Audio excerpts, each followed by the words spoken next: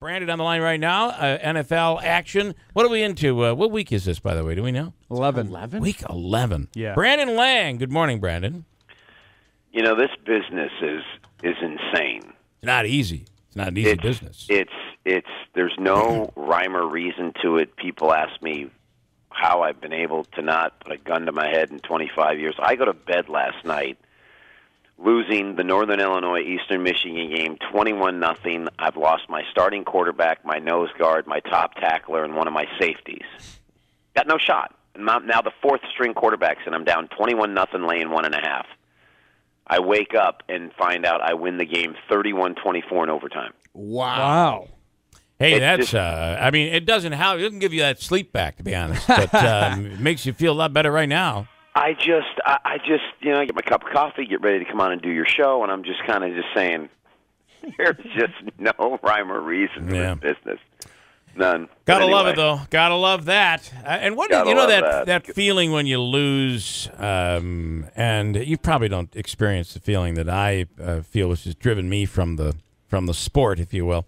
That feeling, especially when you've gone all in, it's like, I went to bed. And again, I take this stuff pretty serious, and I care, believe it or not. So I went to bed with that little pit in my stomach. Oh, well, there's another loser. Great call there. So you suffer the loss mentally. Yeah. So you have a rough, kind of a weird night's sleep, and then you wake up and get to celebrate the win after the misery of the loss. It's not right. It's just not rather right. Just sat there, sweated through the game, stayed up, and had the celebration of the win and sleep like a baby. Yeah. Except this morning I'm tired, I'm sluggish. It is what it is. Can I say though, the people today don't know what it was like years ago to get out there and feel the suffering of losing. For instance, maybe even at a casino. When I was in my early 20s, I learned the game of blackjack, and we made a few trips. You get your friends together and you make a trip. These kids today will never know the experience of reaching underneath the seat of your car, pulling out French fries and nickels and dimes and pennies, all to be able to get off the turnpike because you have not a single dollar left to your name. It's true. Today you have Easy Pass. It's easy. You get right off, Well, when we go to Vegas from L.A., it's a 4-hour drive. And the drive there, you're excited. You're like, we're going to win money. You have this enthusiasm, and you got $500 on you, and that's all you have. And so you get there, and you're playing $5 a hand blackjack, which might as well be $50,000 a hand blackjack. Yep. And when you lose it all, and you have $3 in your pocket for food on the way home, that 4-hour drive of that empty, nauseous, sickening feeling in your stomach for 4 hours. And I tell people this, watch the movie Swingers, because they're going to Vegas from L.A., and they're so excited, and then 2 hours into the drive, you got 2 more hours, enthusiasm's gone. You said you said you have $3 on the way home to eat. What are you getting with that? That's the most depressing part. I mean, what are you going to get with? I could get you a lot. I was going to say. Remember, you go to a convenience store, you can get a big gulp, a bag of chips, and a hot dog. This is back 1982, 83. So circus is where we'd go gamble. I mean, hilarious. My first time to New York City, I went to New York City with $20 in my pocket. I lost it, of course, doing a 3-card Monte immediately as I got into town. But still.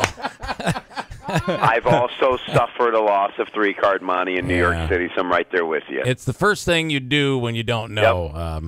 Bad move. All right, let's get to football. Tonight, New Orleans at Carolina. What do you think? It's funny.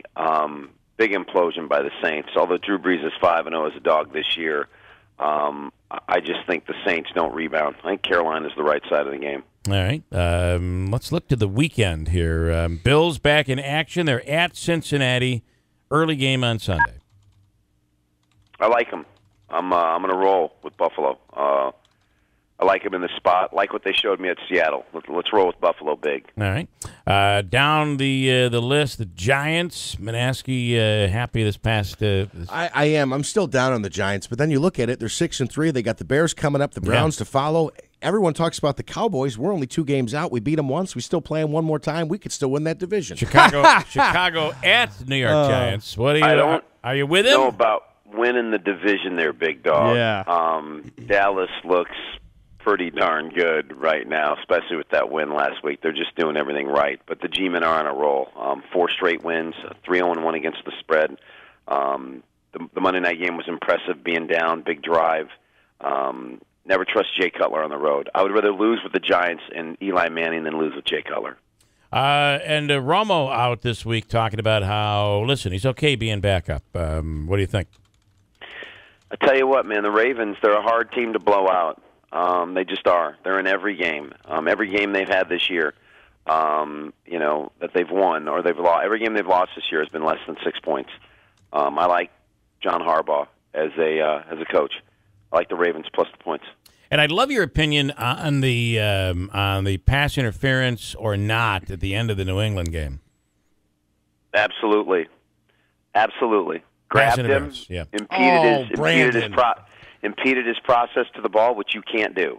There wasn't any interference on Gronkowski? Well, who grabbed who first? Okay. Oh, jeez. Chancellor grabbed him first. Right. Once you grab me, I got to fight my way through you to try to get to where I'm going. Once Chancellor grabbed him and impeded his effort to get to the ball, it's pass interference. That's what pass interference is. If you impede the receiver's path to the ball, it's pass interference. And Chancellor does that a lot. It just so happens he got away with it there. But but it should never have come to that. You're the New England Patriots. You're Tom Brady, 4-time Super Bowl champion. You're first and goal at the 2-yard line. Should never have come to that. Yeah. And is that the play call I want to go to on 4th and 1? If I'm the Patriots, I pound it. It's the same thing Seattle in the Super Bowl with Marshawn Lynch. Mm-hmm. If you got 4th and 1, if you got first and goal at the 1-yard line, and you commit to running it 4 straight times with different gaps, you're going to score. That's on New England. It should never have come to that. And you know what? Yep. If you're in that situation, the ref is probably not going to give it to you. If you can't get in there the first 3 times and you're looking for a pass interference penalty on 4th down, they're probably not going to give it to you. What about people saying that officiating crew should have been suspended? And what about some of the calls this year? You have that call a week before. You had the Bills roughing the kicker call. It's always with Seattle. So missed calls, it seems. What's going on, or is this just normal? Well, I don't know how much time we have, but I told you years ago, 2 years ago, I sat next to an NFL official who came back from a sickness. I don't know why I always forget his name. Sat right next to him on an airplane flight after he did the Jacksonville Jaguar game on Sunday when I was flying out to L.A., sat right next to him. And I said, listen, I know you did the game today. I know who you are. If you don't want to talk, I'll leave you alone. I know you had a long day. But if you like to talk, I'm a huge NFL fan. And he goes, no. He goes, I'll talk. And we start to talk. And I said, have you ever done a Super Bowl? And he said, I did the New England-Seattle Super Bowl with the Malcolm Butler interception last year. And we talk. And I'll let you know that they get a DVD after the game of every call their crew made, and they're to review it. Wow. Then on Monday, they have a conference call with the head of officials where the whole crew gets on the phone, and they review every call. Mm-hmm. And it's a point system. And when you've made a mistake or a bad call, it's a point. And at the end of the year, whatever head official, that the ones that are on the mic that we hear on TV, the head official that has the least amount of points is the one that is awarded the Super Bowl. Wow. And for that year he got the Seattle-New England Super Bowl, he had 11 points. He only missed 11 calls all year long. Wow. And so don't think that they just go home for the week. Mm-hmm. He had an FBI background check, and the only reason why he got in, he was 21 years. He did high school and college football for 21 years, and the only reason why he got to the NFL was his dad was an official and opened a door for him. That's how hard it is to get in there to do what they do. But he said everything they do is under review. And if you make a call that affects the point spread, you're immediately called to the New York office. Wow. Immediately. Really? So, sure. Wow. Understand. He said it's and if I would have told him I was Brandon Lang, sports handicapper, I'm sure he probably isn't supposed to talk to me. Mm-hmm. But I told him I knew Terry Collins and John Neese, and told him I was just a business guy traveling to L.A., and I got to tell you, it was wow, probably one of the most educational conversations I ever had. And I said to him, I go, you have a front row seat for the Super Bowl. What was it like? He goes, I don't get to watch the game. I go, what do you mean? He goes, well, when the ball is snapped, if it's a running play, I have one responsibility. Does the right guard hold? He says, if it's a pass play, I have two responsibilities. Does the left tackle hold, and is there roughing the passer? He goes, that's what I watch. Every play, every down for the whole game. Running play, right guard. Passing play, left tackle hold, or if there's roughing the passer. Now, once the play is over, then I look up and find out what happened, where's the ball, where's the flag, where's this, where that, and then I got to go. And he goes, that's my job. Wow, it's interesting how they dissect it, and that's the way, it all makes sense. And one more thing for your listeners. Yeah. Then he said to me, I go, you guys are missing a few calls. And he goes, we need another official. He says when they go 5 wide with these new formations, he goes, we need an 8th official. He said our problem is we don't know where to put him. Remember, we used to have the official in the middle of the field. They've moved that official to back by him. So you have 2 in the offensive backfield now when you usually only had 1. Yeah. He goes, we need an 8th official. We just don't know where we can put him. We've thought about putting him back in the middle of the field but giving him a helmet because it's so dangerous. Right. And he said, but we can't figure out a way to put him. And he says, and consequently, we're missing a few calls. And he was honest in that regard. That would look so strange. That had to be the most insightful flight you were ever on in your life. That's ever. really and incredible. we literally talked for the entire flight, for the whole tune. And he goes, man, you really know your NFL. And I'm like going, well, I'm a big fan. I've watched it my whole life. And he's kind of looking at me going, like in his head, going,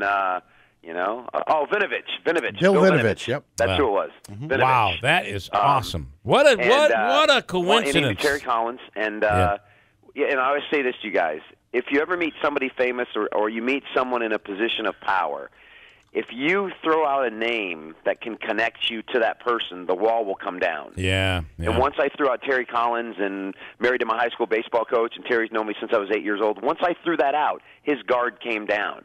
And he goes, when I see Terry, I say, just say, hey, tell me, talk to Brandon Link. And he was like, you got that. Great conversation. We actually walked out into the terminal together. And but he said, the reason why we're missing a lot of calls is we need an 8th official. Wow. We just don't know where we can put him. So that's kind of help answer a little bit about the bad calls. Unbelievable. Awesome. BrandonLang.com is the website to check out. And Brandon, you always give people a bit of a leg up going into the games. Certainly this weekend, they can check out your website.